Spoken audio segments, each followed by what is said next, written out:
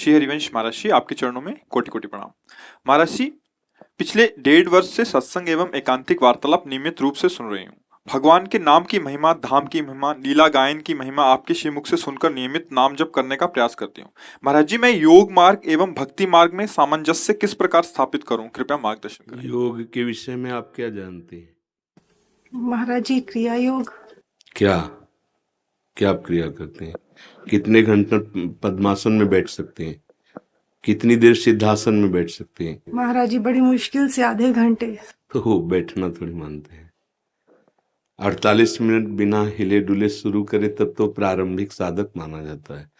प्राणवायु का संशोधन, आसनों का चंचलता रहित होकर स्थिर भाव से 3 घंटे तक बैठना, मन का एकाग्र करके परमात्मा चिंतन में लगाना, जो यम नियम, आसन, प्राणायाम, प्रत्याहार, ध्यान, धारणा, समाधि, जो योग है कलयुगी शरीरों में वो नहीं हो सकता। कोई बिरला ऐसा है जो अखंड ब्रह्मचारी, संयमी, नियमी इनका पालन कर रहा हो, लेकिन सबके पालन का फल है चित्त वृत्ति का परमात्मा में स्थित हो जाना। चित्त वृत्ति को निरोध करके, संसार निरोध माने रोक करके, संसार से हटाकर, संसार से प्रभु में तन्मय कर देना। समस्त साधनाओं का एक ही फल है।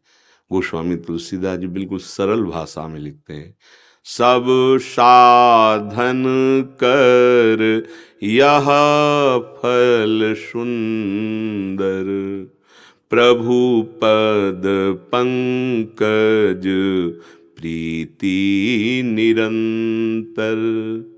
अपने आराध्य देव के नाम रूप में निरंतर चित्त वृत्ति का लगना ही योग है।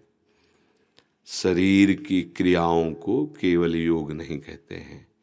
भगवान ने वर्णन किया, तेषां सतत युक्तानां भजतां प्रीतिपूर्वकं, ददामि बुद्धि योगम तम येन मामुपयान्ति ते।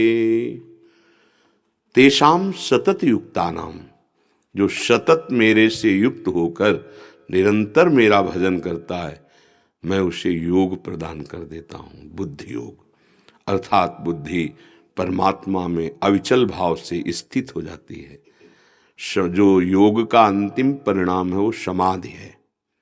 समाधि परमात्मा में स्थिति, संकल्प रहित, कोई संकल्प नहीं, निरंतर भगवदाकार वृत्ति, इसे ही योग कहते हैं। अब इसके लिए आप सोफा में बैठे हैं, पैर फैला के बैठे हैं, खड़े हैं, चल फिर रहे हैं, सेवा कर रहे हैं, सब समय योग में हैं। यदि आपका भगवत चिंतन चल रहा है, भगवत चिंतन नहीं है तो फिर विषय चिंतन चलेगा, देह चिंतन चलेगा। तो आप चाहे पद्मासन में बैठे हो, चाहे सिद्धासन में, उसे योग नहीं कहते। शरीर की स्थिति को योग नहीं कहते, मन की स्थिति को योग कहते हैं। अगर मन प्रभु में स्थित है तो महायोगी है, और प्रभु से विमुख है तो उसका कोई महत्व नहीं। 1400 वर्ष तक अपनी मृत्यु को पछाड़ते रहे योग के द्वारा चांगदेव जी, कुछ हाथ नहीं लगा। जब ज्ञानदेव जी के सामने महाराष्ट्र में उपस्थित हुए तब उनको पता चला कि अभी तक हमें कुछ नहीं मिला। जब तक भगवान में चित्त नहीं जुड़ा तो बाहरी सिद्धियां या बाहरी क्रियाओं का कोई महत्व नहीं है।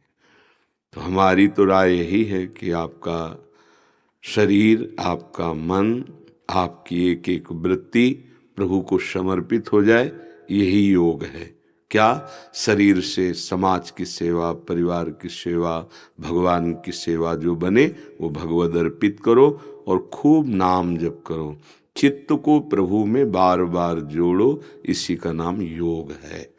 अब वो योग कैसे है? आप देखो शरीरों की स्थिति कैसे, सच्चाई से देखो शरीरों की स्थिति कैसे है। हम 2 घड़ी कहते हैं 48 मिनट को, बिना हिले डुले पद्मासन लगा कर, सिद्धासन लगा 48 मिनट नहीं बैठ सकते, फिर योग का क्या? ईमानदारी से देखो, कि हमारी स्थिति शरीर में ही है, थोड़ा कहीं कष्ट हो तो मन वहीं लग जाएगा। तो अभी योग बहुत सरल सहज भक्ति, भक्ति योग भगवान ने कहा है कि तपस्वियों से भी अधिक और कर्मकांडियों से भी अधिक और ज्ञानियों से भी अधिक मेरा अनन्य भक्ति योगी होता है। तो बस सब योग का मतलब है प्रभु के चरणों में चित्त जोड़ना। तो वो आराम से करो, भगवान की लीलाओं का गायन करो, भगवान की लीलाओं को सुनो, भगवान नाम जप करो, भगवत सेवा समाज सेवा भगवत भाव से अभी देखो योग में स्थित हो जाओगे। शरीर का राग छूटना, कर्मों के बंधन से मुक्त होना, यही हमारा मनुष्य जीवन का लक्ष्य है। मनुष्य अपने नए कर्म के द्वारा पुराने कर्म को भस्म करने की योग्यता नहीं रखता, वो सिर्फ भगवान भस्म करते हैं। अहम त्वाम सर्व पापेभ्यो मोक्षयिष्यामि मा शुचा। तो भगवान की शरण हुए बिना, सेवक सेव्य भाव बिन भवन तरी उर्गार, काकभूषुंड जी महाराज कहते हैं।